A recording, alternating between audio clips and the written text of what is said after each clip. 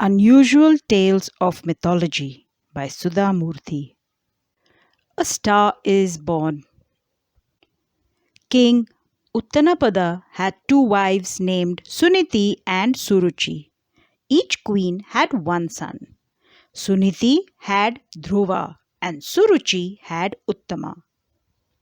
As time passed, Uttanapada began favoring his second and younger wife, Suruchi, and spent most of his time with her and Uttama in their royal chambers. Suniti, an elegant and graceful woman, felt sad and hurt at the king's lack of affection for her and their son. One day, when Dhruva came to court, he observed his father sitting on the throne with his step-brother Uttama on his lap. Queen Suruchi sat nearby. Since Dhruva was a child starved of his father's attention, he went running towards the king and expressed his desire to also sit with him. Papa, even I want to sit on your lap. Please, Papa, can I also sit on your lap? Uttanapada agreed and soon had Dhruva and Uttama both sitting together on his lap. Suruchi, however, did not like the sharing of attention and became upset. She pulled Dhruva harshly away from his father's lap and reprimanded him. Dhruva, you can't enjoy the luxury of sitting on your father's lap. That special place is reserved only for my children. If you wanted that privilege, you should have prayed to the Lord and asked to be born as my child. So run along and don't come back here for some time. Dhruva looked at his father for support, but Uttanapada hung his head in shame. He did not have the courage to stop Suruchi even though he knew that she was wrong. A distraught Dhruva ran to his mother's chambers and told her what had happened. Mama, Uttama was sitting on Papa's lap. I also wanted to sit on Papa's lap, Mama, so I told Papa. Papa scooped me and made me sit on his other lap next to Uttama. Mama, it was so nice to sit on Papa's lap. But then, Mama Suruchi told me to go away and not come back for some time.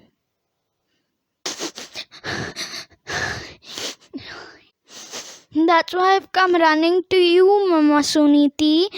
I love you, Mama Suniti. Suniti felt helpless. How was she to explain to a young child that his father did not care for him? She hugged Dhruva and cried.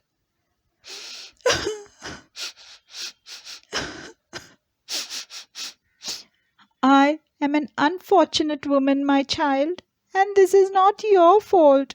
The truth is that the king does not care for me. And I believe that is why he doesn't have any fatherly affection for you either. It is because you are my child.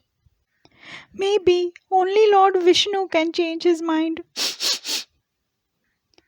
Wiping his innocent tears with both his hands, Dhruva asked, Mother, who is Vishnu? He is our protector. If you pray to him sincerely, I am certain that he will provide a solution to this problem. Can he solve everyone's problems? Questioned Dhruva, unsure of how the situation with his father could be rectified. Yes, but only if you perform a true penance like the sages. Where do the sages go to perform their penance? Asked Dhruva, suddenly hopeful. They go away to an isolated area such as a forest or a cave or a mountain.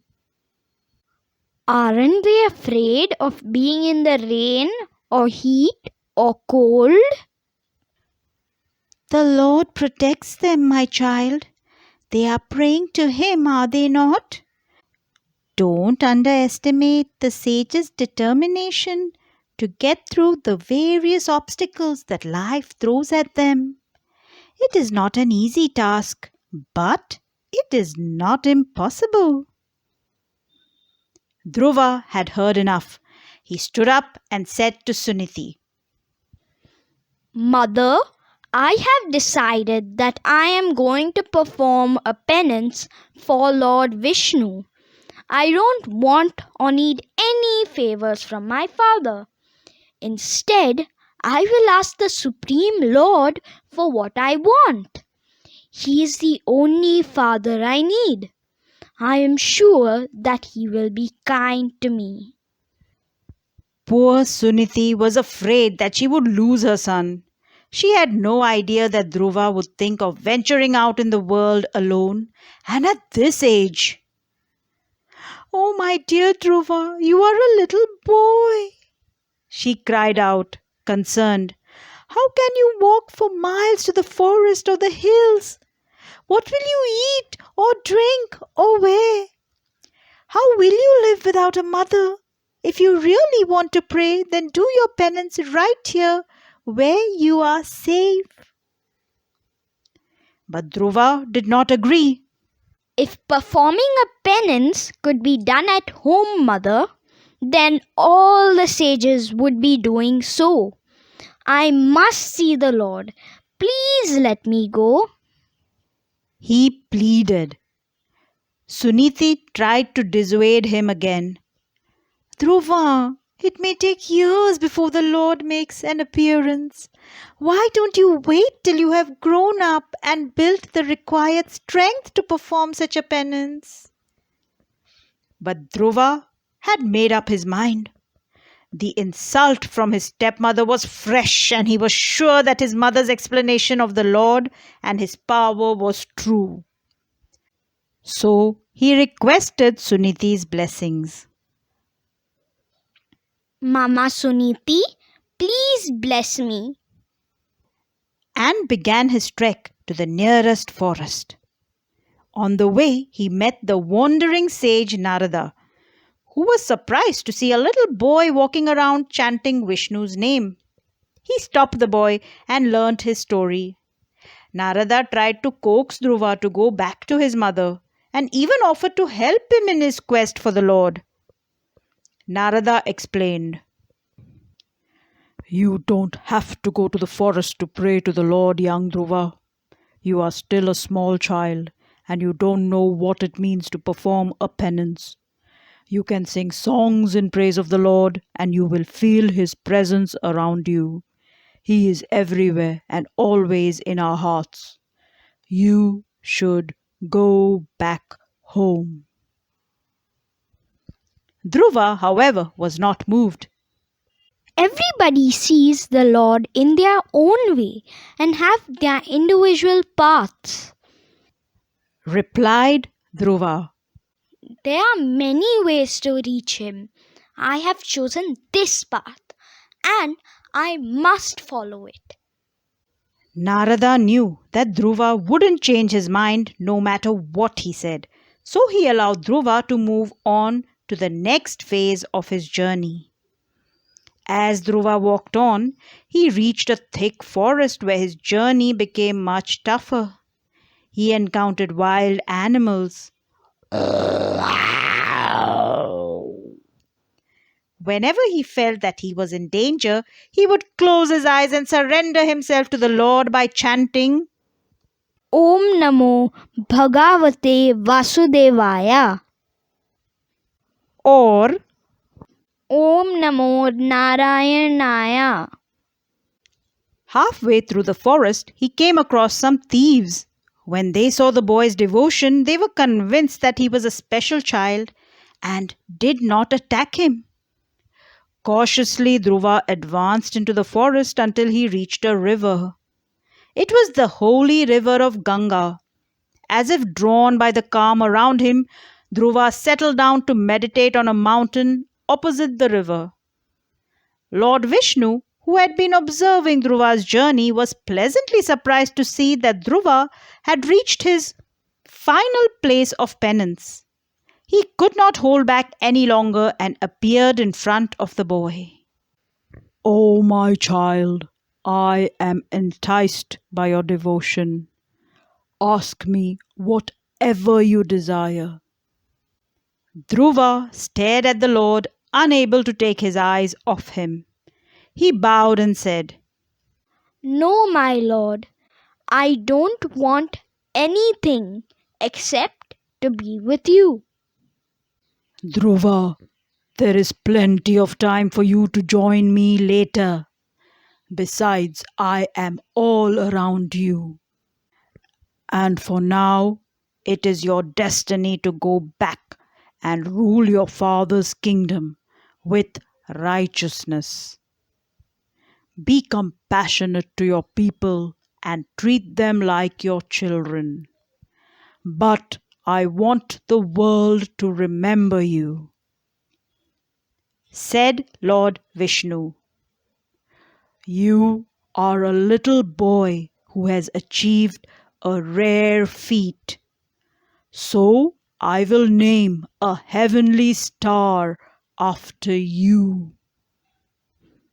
Lord Vishnu pointed to the pole star twinkling in the sky.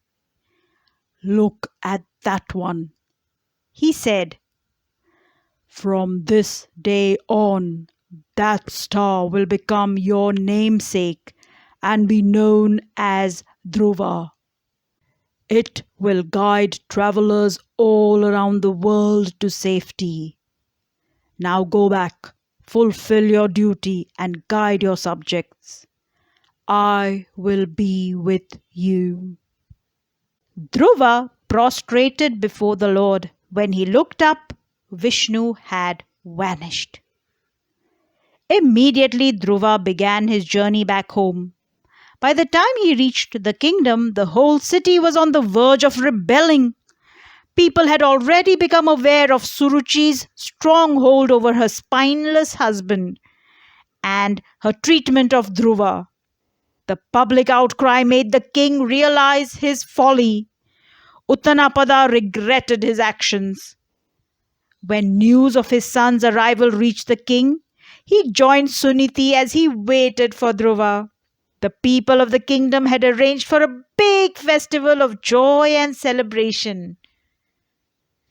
ढोल बाजे ढोल बाजे ढोल बाजे ढोल Dham dham baje dol, dham dham dham baje dol. Soon, Dhruva reunited with his parents. Mama, Papa, He forgave his father. Your Highness King Uttanapada, my dearest Papa, I forgive you. And even his stepmother. Mama Suruchi, I, Dhruva, forgive you. Years later, once Dhruva was well versed in the matters of the state, Uttanapada crowned him successor, and Dhruva ruled for a long time.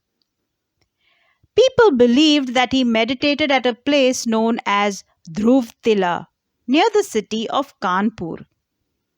Today, no matter where we are in the world, we can all view the star named Dhruva, popularly referred to as Dhruva Nakshatra or pole star, every night, and it continues to guide people even now. The end.